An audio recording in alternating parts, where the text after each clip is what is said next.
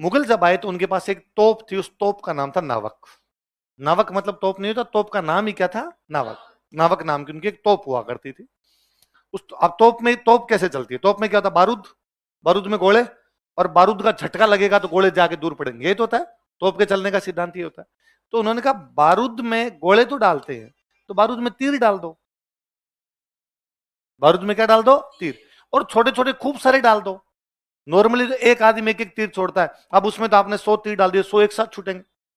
और बारूद का झटका तो और तेज होता है, एक तो आदमी भले कितना ही कर ले लेकिन बारूद के बराबर तो नहीं कर पाएगा। तो 100 तीर एक साथ जाके पड़ेंगे, छोटे छोटे तीर है, आर पार हो जाएंगे। तो औरंगजेब घाघ आदमी था जी, जगीरा की तरह कमीनापन कूट कूट के भरा हुआ था उसे। और उसने जाते ही शिवाजी को ज्यादा कोई भाव दिए नहीं, शिवाजी की बेइज्जती की। शिवाजी को बड़ा बुरा लगा। शिवाजी दरबार से गालियां निकालते हुए बाहर आए कि मुझे आना ही नहीं चाहिए था, तुम हरामी आदमी, और क्यों आया मैं यहाँ पे। शिवाजी वापस अपने कैंप आ गए, वापस मेरे महाराष्ट्र जा रहा हूँ। जैसे कैंप पहुंचे, हाथों हाथ औरंगजेब की सेना ने आके कैंप घेर लिया। शिवाजी गिरफ्तार है। मनोची बड़ी गजब बात बताता है। मनोची कहता है कि शिवाजी मिलने के लिए आए मिर्जा राजा जयसिंह से, 3 दिन तक दोनों रुके, साथ में वहीं पे रहे शिवाजी मिर्जा राजा जयसिंह के कैंप में। और 3 दिन तक दोनों ने मिलके बात की कि औरंगजेब को कैसे मारना है। किसको? ऐसा मनुची लिखता है, वो बात क्या हुई क्या नहीं हुई, पर मनुची ने ऐसी बात लिखी है। अपने सामने जो बात है वो ये है कि शिवाजी ने, मिर्जा राजा जयसिंह ने शिवाजी को इस बात के लिए कन्विंस कर लिया कि तू मुगलों से क्या कर ले, संधि। और मिर्जा राजा जयसिंह ने सिंपल सा समझाया शिवाजी को कि देख, लड़ाई करेगा तो फालतू में तू सुख से रहेगा ना वो रहेंगे, वरना नॉर्थ औरंगजेब का, साउथ तेरा। साउथ तू संभाल, नॉर्थ औरंगजेब अपना संभाले, उसके जरूरत पड़े तब तू चला जा, तेरे जरूरत पड़ेगी तब वो आ जाए। और शिवाजी कन्विंस हो गए। शिवाजी ने कहा डन। का एक बात और है, तेरे को जाके मिलना पड़ेगा आगरा में औरंगजेब से। शिवाजी ने कहा मिल लूंगा, कोई दिक्कत नहीं, पर मेरे को उस आदमी पर भरोसा नहीं है। तेरे पर भरोसा है मिर्जा राजा जयसिंह, इसलिए तूने कहा मिलने के लिए आओ, मैं बिना हथियारों के निहत्था तेरे कैंप में 3 दिन से बैठा हूं, लेकिन औरंगजेब पे भरोसा नहीं है। मिर्जा राजा जयसिंह ने कहा मेरे पर है कि हाँ, तो जाओ, तुम्हें कुछ भी नहीं होगा। यहां से जयसिंह ने साउथ इंडिया से उसको भेजा आगरा शिवाजी को, और 2 लेटर लिख के भेजे। एक भेजा औरंगजेब को, एक भेजा अपने बेटे राम सिंह को। बेटे का नाम क्या था? औरंगजेब को लेटर भेजा, भाई शिवाजी कन्विंस है, अपनी सारी कंडीशन मानने के लिए तैयार है, आगरा आ रहा है, प्लीज थोड़ी इज्जत देना, ढंग से बात करना, बेइज्जती मत करना वरना नाराज हो जाएगा। एक लेटर भेजा अपने बेटे राम सिंह को कि बेटा राम सिंह, तेरे अंकल शिवाजी आ रहे हैं आगरा में, रहने खाने पीने की व्यवस्था अपनी तरफ से होनी चाहिए। राम सिंह ने कहा ठीक है। राम सिंह ने औरंगजेब को कहा भाई मैं रिसीव कर लूंगा, रिसीव कर ले, कहाँ ठहराना है? उसने कहा वहां ठहराना, व्यवस्था पूरी मैं कर दूंगा, तुम कर दो, कोई दिक्कत। अगले दिन राम सिंह और उस मिर्जा राजा सॉरी शिवाजी को लेके औरंगजेब के दरबार में गया। तो औरंगजेब घाघ आदमी था जी, जगीरा की तरह कमीनापन कूट कूट के भरा हुआ था उसे। और उसने जाते ही शिवाजी को ज्यादा कोई भाव दिए नहीं, शिवाजी की बेइज्जती की। शिवाजी को बड़ा बुरा लगा। शिवाजी दरबार से गालियां निकालते हुए बाहर आए कि मुझे आना ही नहीं चाहिए था, तुम हरामी आदमी, और क्यों आया मैं यहाँ पे। शिवाजी वापस अपने कैंप आ गए, वापस मेरे महाराष्ट्र जा रहा हूँ। जैसे कैंप पहुंचे, हाथों हाथ औरंगजेब की सेना ने आके कैंप घेर लिया। शिवाजी गिरफ्तार है। मिर्जा राजा जयसिंह अब साउथ में बैठ के अपने बाल पकड़े कि यार मेरे कहने पे और शिवाजी वहां पर गया था, अब शिवाजी को गिरफ्तार करके औरंगजेब मार देगा, ये तो मेरे पे ब्लेम है। फिर वैल्यू क्या बची? आपने कहा था कि हम आपको सिक्योरिटी देंगे, औरंगजेब बात मानने के लिए तैयार नहीं। तो अब मिर्जा राजा जयसिंह ने राम सिंह को मैसेज किया अपने बेटे को कि बेटे मैं नहीं जानता तुम कैसे करोगे, पर साम दाम दंड भेद येन केन प्रकारेण बाहर आना चाहिए शिवाजी। राम सिंह का डन पिताजी, चिंता ही मत करो। शिवाजी के साथ शिवाजी के 8 साल के बेटे हैं, बेटे का नाम है संभाजी छवा, है ना संभाजी। राम सिंह ने जाके औरंगजेब कहा कि औरंगजेब शिवाजी को पकड़ लिया, मार दे भले, हमें तो कोई लेना देना नहीं, पर तेरे फायदे की एक बात बताते हैं, इस संभाजी को क्यों गिरफ्तार कर रखा है? तो उसने कहा और क्या करें, सांप का बच्चा सांप है, कुचल दिया जाए। अरे का यार ऐसे नहीं है, तो एक काम कर, संभाजी को दिल्ली तेरे दरबार में बुला, वापस भेज, और अच्छा बिहेव कर, फिर शिवाजी को मार के संभाजी को राजा बना दे। तो संभाजी को लगेगा औरंगजेब अच्छा आदमी है, तो ये तेरी बातें भी मान लेगा, तो साउथ में शांति भी आ जाएगी, तेरा डम्मी कैंडिडेट हो जाएगा संभाजी। औरंगजेब ने कहा क्या बात है राम सिंह, आजकल कौन सी कंपनी का चमनप्राश खा रहे हो? अब भाई राम सिंह दिल्ली संभाजी को लेके जाए औरंगजेब के दरबार में, शाम को वापस लिए। उसका उद्देश्य ये कि आते जाते संभाजी से बात करके अपने को जो शिवाजी को बात करनी पहुंचाएंगे, शिवाजी से तो मिलने नहीं दे औरंगजेब, अब वो संभाजी कहना तेरे पिताजी को ये कहना, तेरे पिताजी को ये कहना। और एक दिन उसने संभाजी को समझा के भेजा, उस रात शिवाजी ने पूरी रात खांसी की। अपने कैंप में बाहर आए, खांसे जोर जोर से, बाहर कोई यूं जैसे उल्टियां हो रही है, वॉमिटिंग हो रही है, वैसे करके जाए, वापस चला जाए अंदर। बाहर जो औरंगजेब के गार्ड खड़े थे, उन्होंने जाके पूछा भाई शिवाजी को तकलीफ है क्या, दवाई ववाई लानी तो बता दी, लेके आते हैं। उसने कहा तकलीफ तो बहुत भयंकर है, मेरे बीमारी है फेफड़ों की, और बीच में कुछ दिन दब गई थी, अब वापस उभर गई, मृत्यु नजदीक है, कभी भी मर सकता हूं। उन्होंने जाके 2 दिन तक, 2-3 दिन शिवाजी ने ऐसा ही किया। उन्होंने जाके औरंगजेब को कहा कि अरे यार वो तो गजब बीमार है यार, उल्टियां करता है बार बार, से खून की उल्टियां आती है उस आदमी को, तो वो तो कह रहा है खून की उल्टियां आती है मुझे। औरंगजेब ने कहा और ही ठीक है, अपने को नहीं मारना पड़ेगा, अपनी मौत खुद ही मरेगा, मारना तो है अपने मारते खुद ही मर जाएगा, और ठीक है बैठे रहने दो उसको। अब शिवाजी ने 4-5 दिन ये एक्टिंग की। 4-5 दिन बाद शिवाजी ने औरंगजेब को एक लेटर लिखा कि औरंगजेब तुम बड़े बादशाह हो, बड़े दिल वाले आदमी हो, मेरी मृत्यु नजदीक है। हिंदू धर्म यह कहता है कि व्यक्ति को अपने जीवन में दान पुण्य करने चाहिए। अब जब पता ही है कि मृत्यु नजदीक है, जीवन के दिन बहुत थोड़े बचे हैं, मैं दान पुण्य करना चाहता हूं। हे बड़े दिल वाले बादशाह, तुम इतनी अनुमति मुझे दो कि मैं आगरा में रहने वाले भिखारियों को, आगरा में रहने वाले गरीबों को डेली खाना खिला दूं। औरंगजेब ने कहा डन, मरते आदमी की अंतिम इच्छा पूरी कर दी जाए। क्या भेजोगे भाई? उसने कहा मैं डेली मिठाइयां और फ्रूट भेजूंगा आगरा में, जितने भिखारी है और जितने गरीब लोग हैं उनके लिए। कैसे भेजोगे? कि बड़े बड़े बर्तन होंगे, उन बर्तनों के अंदर यहां से जाएंगे, मंगवा लूंगा मैं मार्केट से। तो ये व्यवस्था कौन करेगा तुम्हारे लिए? राम सिंह। डन। अब राम सिंह ने जो बर्तन बनाने वाले भैया थे उनको कहा कि मिट्टी के बर्तन बनाने 50-50, 60-60 किलो के, मोटे मोटे और मजबूत होने चाहिए। पक्का। अब उन बर्तनों में डेली शिवाजी मिठाइयां डाल डाल के भेजे, फ्रूट डाल डाल के भेजे। वो जो गार्ड्स थे वो एक एक चेक करते, क्या भाई साहब लड्डू दिखा, इसमें क्या है, बूंदी है, इसमें क्या है साहब, केला है, इसमें सेब है, सब यूं एक एक चेक कर करके भेजे। ऐसा उन्होंने गार्ड ने 10-15 दिन किया, उसके बाद थक गए। फिर वो कभी कभार को चेक कर लेते, कभी नहीं करते। एक दिन एक मटके में बैठे शिवाजी, रेक में बैठ गए संभाजी। औरंगजेब की जेल से निकल गए। तो औरंगजेब को पकड़ने वाला, सॉरी शिवाजी को पकड़ने वाला बंदा था वो भी मिर्जा राजा जय सिंह, उसको जेल से छुड़वाने वाला बंदा वो भी कौन है? औरंगजेब बड़ा यूं आग बबूला हुआ, अब सीधा सीधा बस तो चले नहीं औरंगजेब का, तो उसने राम सिंह की पोस्टिंग तो की असम, दूर भेजा जाए, इसको नजदीक नहीं रखना। और मिर्जा राजा जयसिंह से कहा जाता है कि उसने रसोइयों को कहा कि खाने में जहर मिलवा दिया था। मिर्जा राजा जयसिंह बाद में साउथ में डेथ हो गई थी। मध्य प्रदेश, साउथ से ऊपर आते, महाराष्ट्र से ऊपर आते, मध्य प्रदेश में एक जगह बुरहानपुर, कौन जगह है? तो कहां पे डेथ होती है? लिखो लाइन चेंज। सतसई के दोहे जो नावक के तीर, देखने में छोटे लगे घाव करे, दिखने में छोटे छोटे दिखते हैं लेकिन यहां लगते हैं भाई साहब डायरेक्टली जाके। तो घाव कैसे कर देते हैं में?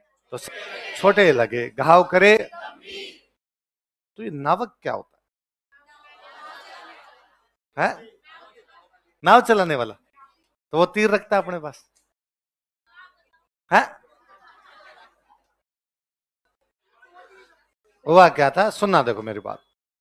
जब मुगल्स आए थे अपने, तो तोपे मुगल्स लाए थे बाबर के टाइम से ना। अच्छा एक सवाल बनता है, मैं अच्छे आगे बताऊंगा।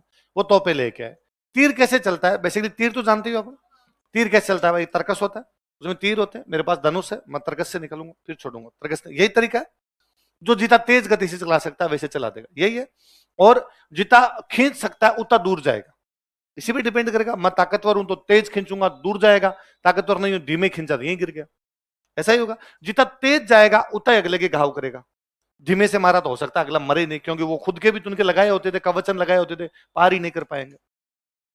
मुगल जब आए तो उनके पास एक तोप थी, उस तोप का नाम था नावक।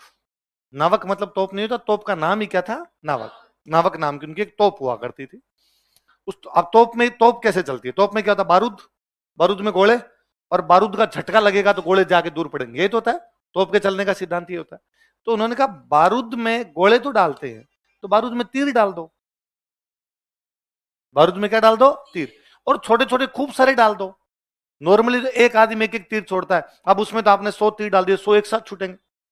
और बारूद का झटका तो और तेज होता है, एक तो आदमी भले कितना ही कर ले लेकिन बारूद के बराबर तो नहीं कर पाएगा। तो 100 तीर एक साथ जाके पड़ेंगे, छोटे छोटे तीर है, आर पार हो जाएंगे। नावक एक तोप थी, उसमें तीर डाल के चलाते थे। तो बिहारी के दोहे जो नावक के तीर, बिहारी के दोहे वैसे हैं जैसे नावक नाम की तोप के तीर, देखने में छोटे लगे दिखने में तो नाव के वाला तीर भी क्या होते हैं, छोड़ दो, घाव करे गंभीर, आर पार निकल जाते हैं वैसा। साहित्य में ऐसे माना गया कि लगभग 1350 नायिकाएं होती हैं, उनके प्रकार होते हैं। उनमें से एक प्रकार का वर्णन बिहारी करते हैं कि इत आवत चली जात उत, चली छसा तक हाथ, गए हिंडोरे से गई कही उसासन साथ। मतलब नायिका, बताओ हमें। हाँ, नायिका अपने नायक के प्रेम में इतने पागल हो रखी है कि वो पेंडुलम की घड़ी जैसे हो रखी है कि जैसे इधर आता तो इधर जैसे उसके उसको साथ याद आती है तो आगे चली जाती है, सांस लेती है उसके साथ आगे जाती है और फिर पीछे आती है। अरे तो दोबारा सुनो सर, हाँ अब कनेक्ट होगा सर। हाँ सुनो सुनो दोबारा। अरे प्रेम, प्रेम का दुआ यार।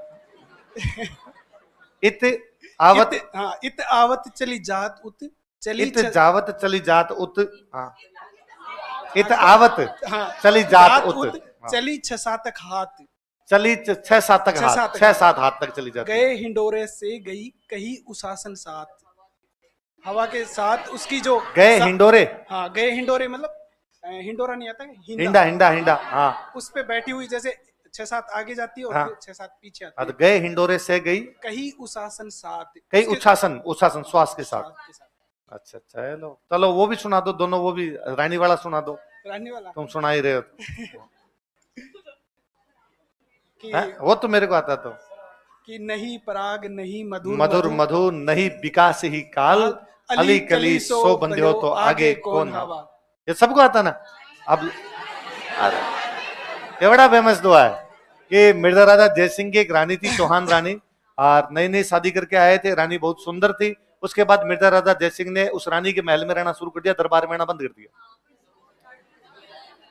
तो वो बिहारी जी के पास आए मंत्री वगैरह, उन्होंने कहा साहब राजा को बाहर आए। यूं तो राजा को जाकर तो बाहर आए, राजा नाराज हो जाए, तुम कौन होते कहने वाले, मेरी मर्जी, आऊं तो आऊं, नहीं आऊं तो नहीं आऊं। तो बिहारी जी वो एक दोहा लिख के भेजते हैं कि नहीं पराग नहीं मधुर मधु नहीं विकास ही काल, अली कली सो बंध्यो तो आगे कौन हवा। भमरा जैसे फूल पे मंडराता है, फूल को छोड़ के नहीं जाता है। मिर्जा राजा जयसिंह ये तो फूल भी नहीं है पूरा, ये तो कली है अभी, तभी भंवरे की हालत है, तो जब ये फूल बन जाएगा तब तो हालत और खराब होगी। इसलिए ये मिर्जा राजा जयसिंह तुम आओ। तो मिर्जा राजा जयसिंह ने राजीव है इतने कि बाहर आगे इस दोहे पे 1 लाख रुपए दिए थे। और जयपुर के पास में गांव है, पूरा कालीपाड़ी गांव दिया था पूरा का। हाँ ये तो पता हुआ तुम्हारा, दुआ याद नहीं था, बाकी बात बता दी तुम्हें। चलो अब लजत खिजत और सुना दो एक कि वो कहत नटत। मैं उसका थोड़ा सा हाँ कि वो ऐसे है कि राजा बैठा हुआ है और सामने की तरफ नायिका है और एक नायक बैठा हुआ है और वो दोनों आंखों ही आंखों में बात करें। वो यूं है जी, एक पूरा कमरा, क्लास चल रही है, तो दो लोग अलग अलग जगह बैठे हैं, लेकिन फिर भी समझ गए अब, चलो। तो वो नायक कहता है कि कहत नटत रिजत खिजत मिलत खिलत लजियात, कहत नटत रिजत खिजत मिलत खिलते लजियात। कहत नटत, कभी कहती है कभी मना करती है, नहीं वो लजत यही तो है। हाँ, इधर से कहता है फिर वो नटती है, वो मना करती है, नटत, फिर वो नायक इसी बात पे रीझता है। हाँ अरे वो इधर से कुछ बोलता है तो कहती ना, इस बात को बता रहे हैं।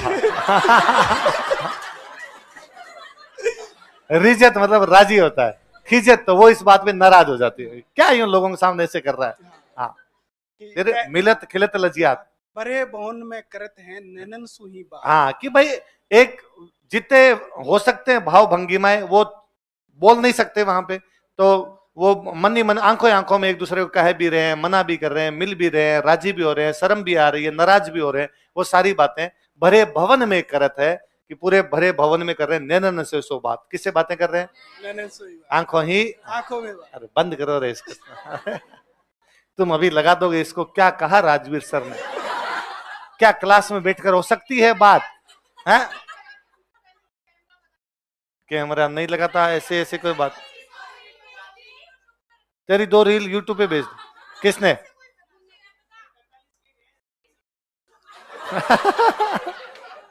कौन है रे तुम? है नहीं भाई नहीं, यदि ऐसी कोई है नहीं है ना, तुम मेरी कितनी भी रील बना के भेज सकते हो, इंडिविजुअल किसी की ना, नहीं मेरी तो कई लोग बना लेते हैं इधर बैठ के, पर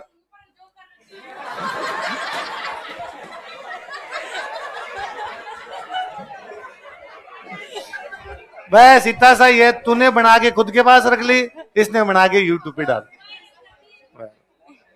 कौन देखता है? देखो सीधी सी बात है, पहले पहले यो मेरे वीडियो वायरल होते थे ना, तो मुझे लगता था कि यार ये कुछ के कुछ ही डाल देते हैं और इससे गलत इमेज पड़ती है। फिर मेरे समझ में आई, नवी बात 9 दिन खिंचे तने 13 दिन, है ना उस बात। और भारत में तो 9 दिन ही नहीं है। आज आपकी एक रील वायरल हुई, कल आपको उस रील को कोई नहीं देख रहा, दूसरे दिन लोगों के पास दूसरे मनोरंजन के साधन है। तो भारत इस मामले में जितना एडवांस हो गया है, ज्यादा कोई लोड लेने की कोई अपने आवश्यकता नहीं। क्या फर्क पड़ता। बिहारी जी पे आते हैं पुनः। बिहारी जी की बुक का नाम क्या था? और नावक, नावक का मतलब क्या होता है? ये इसलिए बता दी कि ऐसा कोई क्वेश्चन है जो तुम्हारे याद रहे, है ना। और ऐसे खूब सारे शब्द हैं जो हम अर्थ नहीं जानते, उनका इधर का उधर कुछ ही बोलते रहते हैं। जैसे मैं एक बताऊं, आप हिंदी वाले और बैठे हो, हम अक्सर किसी के बारे में यूं कहते हैं कि वह स्वर कोकिला है ना, वह स्वर कोकिला है। दो चीज, मैंने क्या लिखा?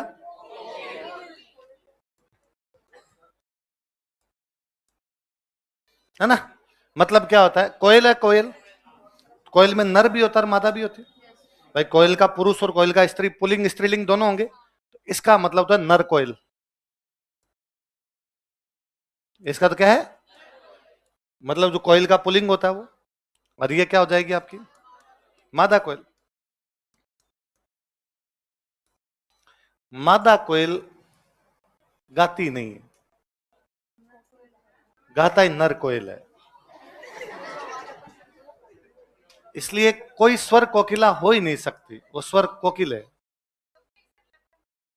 स्वर कोकिल है वो। गलत बोलना शुरू कर दिया, बात धीरे धीरे धीरे धीरे। लता जी के लिए क्यों, मैं तो किसी कार्यक्रम में जाता हूँ, सीमा मिश्रा जी गा रहे हैं तो भी कहते हैं राजस्थान की मरु कोकिला। अल्लाह जिलाई बाई के बारे में कहते दिए राजस्थान की मरु कोकिला, ना कोकिल। और इसमें हिंदी गलत नहीं है, इसमें साइंस गलत है। कि तो आपको साइंस नहीं पता कि कौन सा पक्षी गाता है और कौन सा नहीं गाता? ये पक्षी विज्ञान है, ये पक्षियों की साइंस है कि भाई मादा जो होती है वो गाती नहीं है, गाता ही नर है, तो नर को बाद में कोकिल बोलते हैं। अब होता क्या है, नर कोयल मादा कोयल, ये थोड़ा लंबा हो जाता है, तो किसी ने कह दिया भाई कोयल गाती है, कोयल गाती है, कोयल पे नाम पड़ गया, वो कोयल पे नाम पड़ गया। कोयल गाती नहीं, कोयल गाता है। उधर वाला पुल्लिंग है, उधर वाला स्त्रीलिंग है नहीं। तो कई शब्द आते हैं, ये हम खूब बार बोलते हैं, दूर के ढोल सुहावने लगते हैं। तो ढोल नजदीक का अच्छा लगता है, यहां से दूर बज रहा है, क्या अच्छा लगता है उसमें? क्या अच्छा लगता है उसमें? कोई मधुर नहीं होता। लो बजाओ, देखे वहां जाके उधर कुछ ही मधुर। आपके नजदीक बजता तो आपका नाचने का जी करता है। वो सब था कभी दूर के टाल सुहावने लगते हैं। दूर के टाल, टाल होती है पथरीली जमीन। पथरीली जमीन, पथरीली जमीन क्या है? जब आप दूर से देखते हो ना तो पथरीली जमीन बहुत सुंदर दिखती है, पर जब नजदीक जाते हो तो आपको पता चलता है जमीन पे कुछ ही नहीं उगता। पथरीली जमीन पे उग नहीं सकता कुछ। तो देखने में तो दूर से सुंदर लगती है, लेकिन होता उस पर कुछ भी नहीं। तो दूर के टाल सुहावने लगते हैं। हम बना के दूर के, हम अक्सर एक बोलते हैं अकल बड़ी की भैंस ना, अकल बड़ी की वयस। वयस का मतलब होता उम्र। अपने नॉर्मली नहीं बोलते कि यार उम्र हो गई पर बुद्धि नहीं आई, बूढ़ा हो गया इस आदमी को लेकिन बुद्धि नहीं है। तो अकल बड़ी की वयस की, अकल बड़ी होती है, उम्र बड़ी होती है। कि उम्र तो लोगों की बड़ी हो जाती है लेकिन अकल उनको आती, वो अकल बड़ी की वयस, अकल बड़ी की वयस, अकल बड़ी की वयस, अकल बड़ी की वयस, अकल बड़ी की भैंस, अकल बड़ी की भैंस, अकल बड़ी की। हम, मैंने कभी ये तो बताया होगा, साउथ इंडिया में तो राजा हुए गांगे और तैलप। कौन कौन? एक गांगे वंश का राजा था, एक राजा का नाम ही तैलप था। क्या नाम था? तैल। इनको नॉर्थ के एक राजा हरा के है, भोज। कौन हरा के है?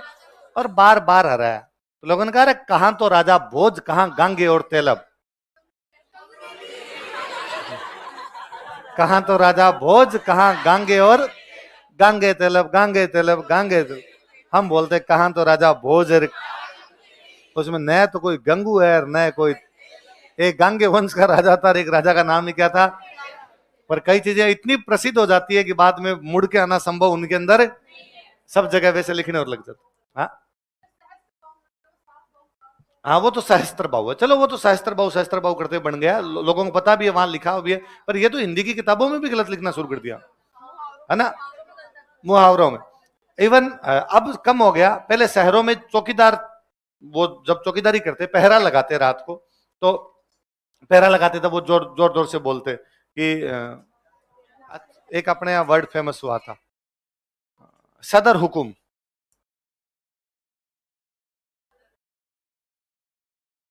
ना, जो जोर जोर से बोलते चौकीदार राजाओं के टाइम में, सदर हुकुम सदर हुकुम सदर हुकुम। लोगों को लगता है वर्ड सही, क्यों? सदर का मतलब होता है प्रमुख, फारसी भाषा में सदर का मतलब क्या होता है? मुख्य, इसलिए होता है सदर थाना, मतलब सदर बाजार, तो सदर का मतलब मुख्य। मुसलमानों के आने के बाद मुख्य बाजार होता है उसको सदर बाजार, मुख्य थाना होता है उसको सदर, तो सदर का जैसे आप उर्दू के समाचार सुनो कभी, वो कहेंगे भारत की सदर द्रौपदी मुर्मू ने कहा कि, राष्ट्रपति को क्या बोलेंगे? सदर। प्रधानमंत्री को बोलेंगे वजीर आजम, वजीर आजम नरेंद्र मोदी ने कहा कि, मंत्रियों को वजीर। आप ओवैसी को सुन लीजिए कभी, निर्मला सीतारमन ने बजट पेश किया, फिर ओवैसी उस पर जब बोलेगा वजीर फाइनेंस, फाइनेंस की जो वजीर है, तो आजम मतलब इनका सबसे मुख्य, तो वजीर आजम हो गया, तो सदर मतलब मुख्य। तो लोगों को ये लगता कि चौकीदार ये कह रहा है कि सदर मतलब राजा का हुक्म है, राजा का हुक्म है, राजा का हुक्म। ये नहीं, ये अंग्रेजों ने आगे शुरू किया, तो अंग्रेजों ने चौकीदारों को सिखाया कि जब भी कोई तुम्हें सामने से दिखे, कोई आ रहा हो, तो पहले उसको पूछना है हु कम्स देयर, है ना, कौन आ रहा है, who comes there who comes there who comes there. उन्होंने कर दिया हुक्म सदैर हुक्म सदैर हुक्म, तो उनका था हुक्म से, कौन आ रहा है उधर से, बता दे, नहीं बताएगा तो गोली मार दूंगा वैसा तेरे को। अंग्रेजों के टाइम में अंग्रेजों ने यहाँ से खूब सारे लोगों को बाहर भेजना शुरू किया। अंग्रेज यहाँ से इंडिया वाले लोगों को अफ्रीका भेजते, इंडिया के लोगों को वेस्ट इंडीज भेजते, क्योंकि जहां जहां अंग्रेजों का राज था वहां मजदूर चाहिए, इंडिया में सस्ती लेबर थी, भेज दिया करते। तो एग्रीमेंट साइन करवाते, जैसे मान लो मैं हूं और मैं बिहार में रहता हूं, अंग्रेजों का जहां जहां राज था, बेसिकली बिहार बंगाल इधर राज था, तो मेरे से एग्रीमेंट साइन करवाया। क्या साइन करवाया? और मेरे कहा तेरे को 5 साल के लिए हम वेस्ट इंडीज भेज रहे हैं, काम कर देगा? भेज दो भाई, काम कर दूंगा। और 5 साल में तेरे को 1000 रुपए 1 साल की तनख्वाह मिलेगी, 5000 रुपए देंगे, तेरे को खाना पीना दिया जाएगा वहां पे, 5 साल बाद तेरे जाने का टिकट आने का टिकट हम पूरा कर देंगे, डन। अब मैं गाँव आया, मैंने कहा था जॉब मिल गई, कैसे? तो मैंने कहा वैसा अपना तो एग्रीमेंट साइन हो गया। क्या साइन हो गया? तो अपने वालों से एग्रीमेंट बोला नहीं गया, तो अपने वालों का गिरमिट। क्या साइन हो गया? गिरमिट साइन हो गया, गिरमिट साइन हो गया। अब मैं गया तो बाद में मेरा नाम पड़ गया गिरमिटिया। जो गिरमिट साइन होके जाते हैं उनको क्या बोलते? गांधी जी पे बुक है पहला गिरमिटिया। गांधी जी अफ्रीका गए थे तो गांधी जी पे बुक लिखी गई जिसका नाम ही क्या था? पहला गिरमिट। और जितने लोग अपने वहां जाके बसे उनको बाद में क्या बोलते? गिरमिटिये। इन गिरमिटियों की पूरी सोसाइटी है कि वहां पे जाके बस ही गए, कहीं वहां से वापस नहीं आ पाए। मतलब जो मैं 5 साल के लिए गया, अब मान लो मैं एक ऐसा व्यक्ति हूँ जिसके घर में माता पिता ही और कोई है ही नहीं, मैं 5 साल के लिए गया, पीछे बीमारियां आती, माता पिता दोनों की डेथ हो गई, तो मैं वापस आया नहीं। मुझे लगा कि यार क्या करना, गांव में जो थे वो तो है नहीं, अब ये मजदूरी और कर लेते। 5 साल बाद वहां मजदूरी और मिल गई, मैं वहीं रह गया, वहीं की किसी परिवार के अंदर मैंने शादी कर ली, वहीं बस बस आ गया मैं, मेरा परिवार वहीं से हो गया। या किसी का ये हुआ कि मैं यहां से गया, 2 साल बाद में मैंने वहां किसी का मर्डर कर दिया, तो मेरे को जेल में डाल दिया। 10 साल बाद में वहां से बाहर निकला, अब मेरे पास टिकट के पैसे ही नहीं, मैं वहीं बस गया। ऐसे खूब सारे लोग बस गए। इसलिए आप वेस्ट इंडीज वाले प्लेयर्स के नाम देखो, निकोलस पूरन यहां से कोई गया हुआ, राम नरेश सरवन, सुनील नरेन, नरेन नहीं नारायण, सुनील नारायण, ये सारे के सारे यहां से वहां जाके बसे हुए लोग। शिव नारायण चंद्रपोल प्लेयर का नाम था, शिव नारायण चंद्रपोल। दिनेश रामदीन, तो सारे के सारे यहां से जाके वहां पर बस गए। ये सारे जो लोग बसे हुए क्या कहलाते हैं? गिरमिटी। क्या कहलाते हैं? ऐसे एक देश है फिजी, फिजी में तो अपना प्रधानमंत्री बनता है। एक देश है मॉरिशस, आप मॉरिशस के तो एयरपोर्ट पे उतर के कैब ले लो ना, तो आपको लगे आप पटना उतरे हो। कैब वाले का गाना चले, कमरिया तोरी लापल लोग पूरा बिहारी भोजपुरी एकदम पूरी तरीके से। तो ये सारे गिरमिटी जाके बचे, तो गिरमिट नहीं है, वास्तव में क्या है? एग्रीमेंट। अगला विद्वान लिखो।